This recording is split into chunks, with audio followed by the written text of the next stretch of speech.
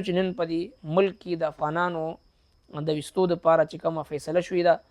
دا د ملکونو د ذمهدارانو او د مسؤلینو خپل فیصلې دی په هغې کې موږ څه نشو ویلي. البته چې کوم د دې ملک اهل علم او ذی فهم او زیرک او سنجیده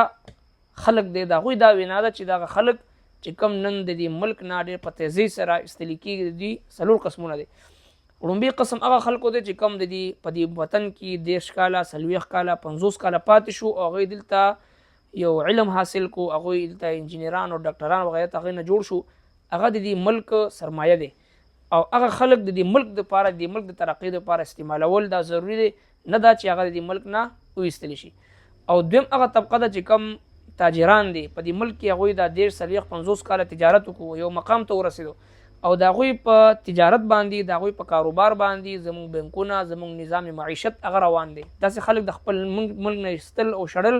دا د ملک سره زیاتی دی، پکار دی چې د هغوی نه استفاده وکړي شي.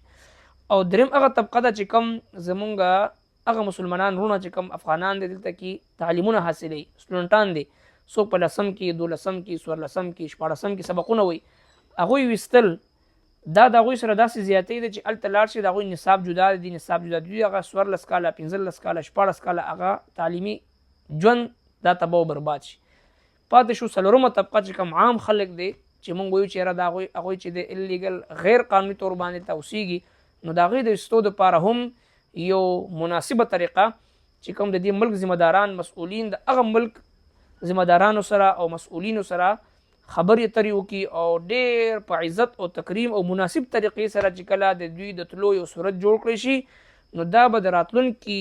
مستقبل دپاره موږ ټولو مسلمانانو دپاره د دواړو لر و بر د پښتنو دپاره او عامو مسلمانانو دپاره به د خیر او د برکت ذریعه وي او دا په دې باندې به د نفرتونه ختم شي او دا تعصب او دا اختلافات او دا فاصلې او دا جدایي چې کم نن په مسلمانانو کې جوړیږي لګیا دی دا چې دا به ختم شي. نو لہذا چې کوم خلکو لګل ضروري وي خامخا د یو ملک په نظر کې د ملک د ذمهدارانو په نظر کې، نو د هغوی لګل او ایستل هغه هم چې په ښه طریقې سره وشي، په ښایسته انداز سره وشي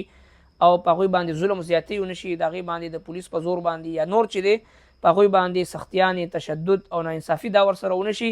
او ښه په مینه محبت او اتفاق او اتحاد په ذریعه باندې چې دی هغوی په ښه طریقې سره رخصت کړي شي، نو دا به انشاءالله العزیز د دې دواړو خطو د مسلمانانو دپاره به